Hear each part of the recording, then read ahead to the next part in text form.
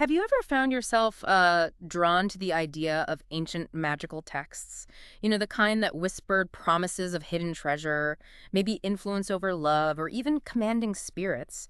Today, we're taking a deep dive into one of the most famous and honestly intriguing grimoires ever conceived, the Key of Solomon. Yeah, it's fascinating stuff. And what's really great here is that we're looking at excerpts from the Veritable Key of Solomon, which is a modern edition, really carefully put together by Skinner and Rankine. Right. And this isn't just one dusty old book. It's more like a rich tapestry woven from like over 50 historical manuscripts. 50, wow. Yeah, many of them are actually in French, like the Welcome MS 4669 and 4670 from 1796.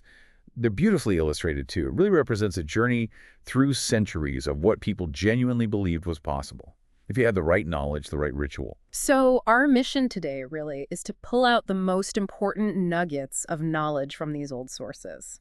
We want to uncover what this key supposedly unlocked, explore its pretty mysterious origins, and reveal the kind of extraordinary commitment it demanded to practice these, well, Cabalistic secrets. That's a term here meaning deep, often hidden, mystical knowledge. Exactly. Believe me, it was no casual affair. You'll discover the astonishing depth of preparation involved and some of the really wild claims made in its pages. Okay, so to start, it's crucial to understand that the Key of Solomon isn't like one single definitive book. It's more like a family of manuscripts. A family, okay. Yeah, that evolved over time.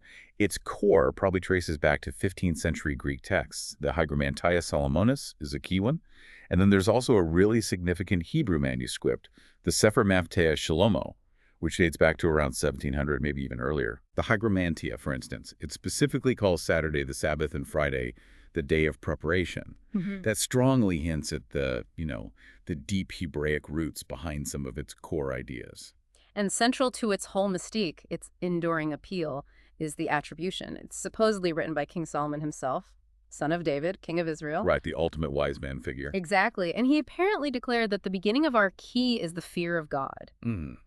The book itself promised, well, all sorts of good fortune to the wise man who knows exactly when to use this mystical key. Mm.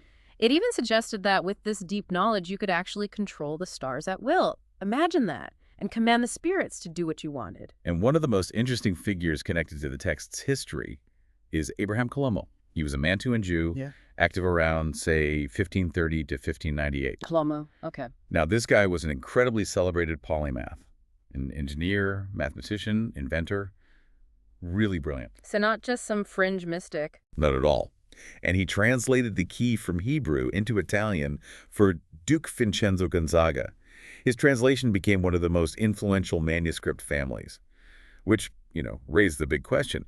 Why would someone known for science and engineering get involved with a text like this? Yeah, that is a fascinating paradox, isn't it? What's your take on that? Why would a polymath like Colomo, known for engineering, get involved with this stuff? Were the lines between science and magic just blurrier back then? Well, yes, his involvement isn't quite as contradictory as it might seem to us today. Right. Back then, what we now cleanly separate as science and magic, they were often seen as complementary paths. Ah, okay. Two sides of the same coin, almost. Sort of. Both were ways to understand and crucially manipulate the natural world. Many top intellects, people we now call scientists, believed the universe was governed by hidden sympathies, hidden connections. So Colomo's work really shows how intertwined these things were for many smart people back then. Magic was just another system, another kind of knowledge to explore how the world worked. Right. So the claims in the key were huge, but the path to using it was incredibly tough. If you wanted to dabble in these Cabalistic secrets, the key was crystal clear. You needed serious commitment. Absolutely. It even says it's, quote, pointless to question the relationship between the planets and a piece of virgin parchment paper or a metal plate, which can produce such admirable effects.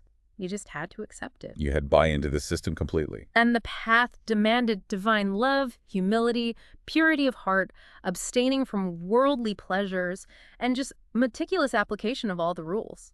It sounds less like a casual hobby and more like, I don't know, a full monastic calling, just to even start dabbling. Oh, completely. The requirements were incredibly strict. Personal conduct was huge.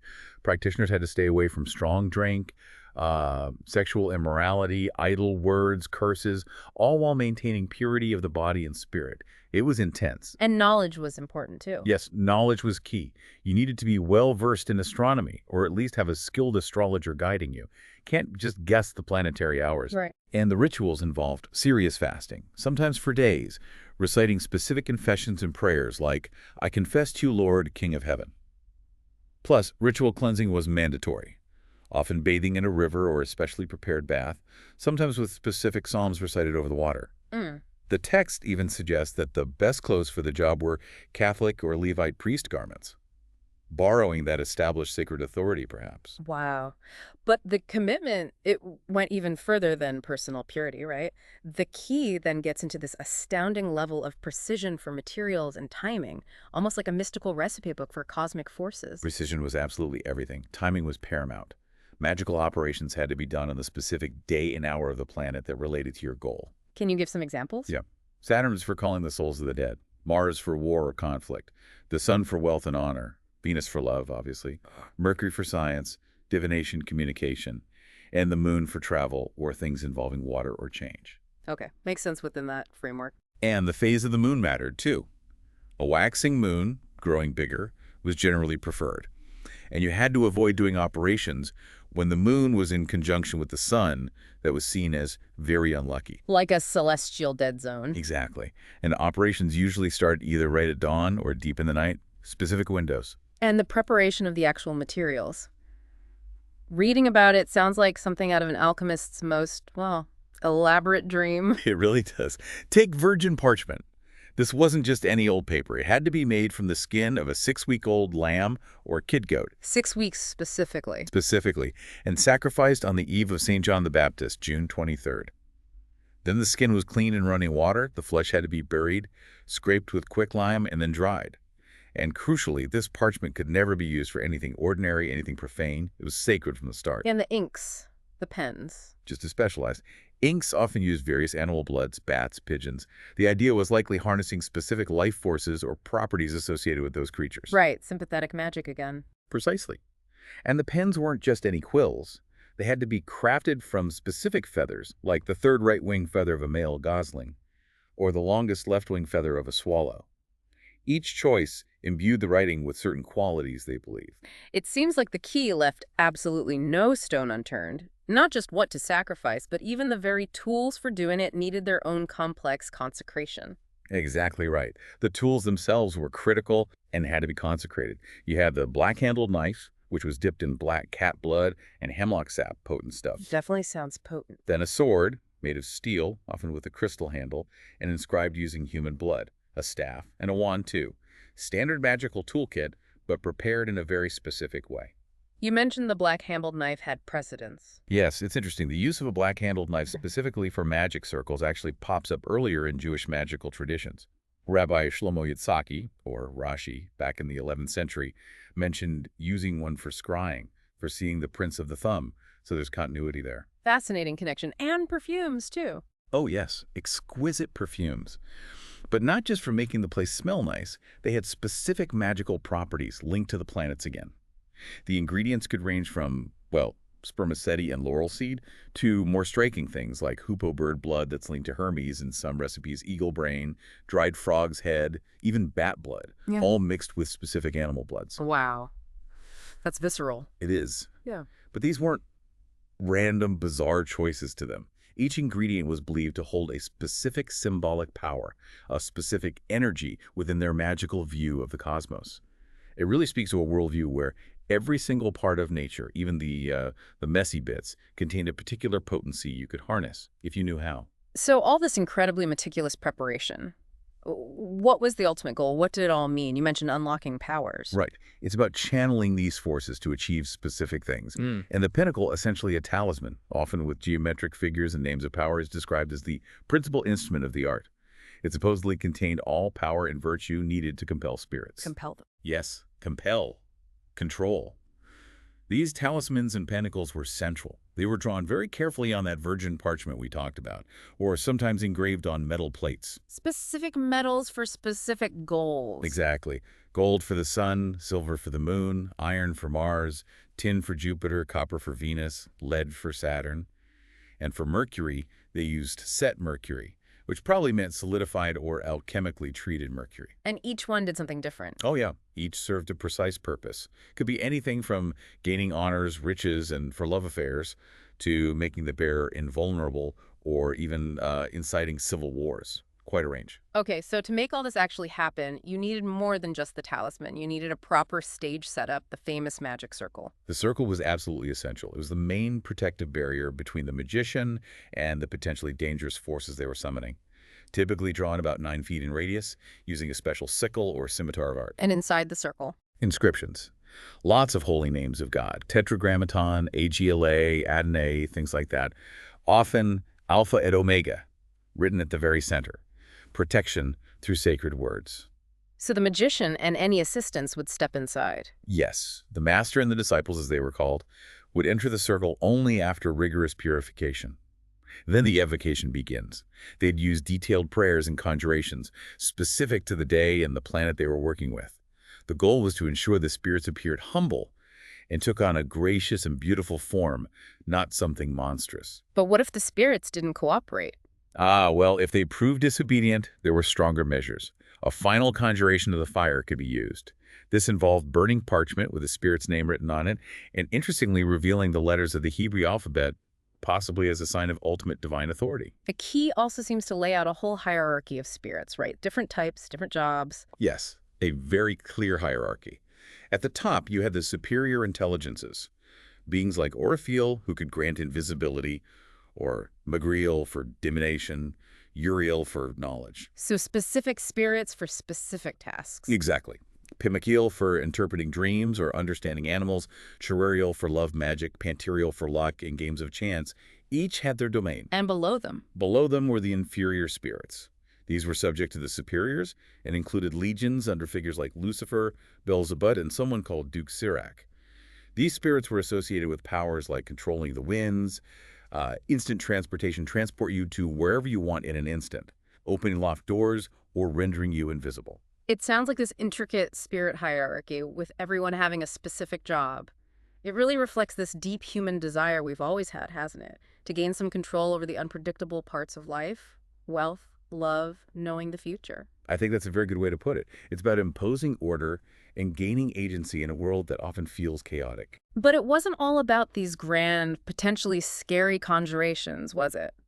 The key also offered some, well, truly unique methods for divination, finding things out. Absolutely. It claimed to allow you to find out pretty much everything God has permitted man to know.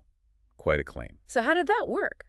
Well, the divinatory key is a fascinating example. You take a key, one with a cross shape in its hilt, and place it inside a book of prayer, specifically open to the Gospel of St. John, chapter 1, verse 1, in principio, in the beginning. Okay. Then 2 people would hold the book, perhaps balancing the key, and ask questions. It could supposedly reveal answers about anything from legal cases to whether someone was cheating, or even, quote, if a daughter was a virgin or a prostitute. Wow, that's specific. Very. But the text does stress this method must only be used for honest and upright things. There's still that moral framework. And then there's the black hen for invisible riches. That sounds like something out of a folk tale. It really does. The ritual involved making a black hen swallow a small note with your name written on it in your own blood. Okay. Bit gruesome. A bit. Then you'd go to a crossroads at midnight. You'd say, Porziana, money for my hen, 3 times. Porziana, presumably being a spirit or maybe just a power word.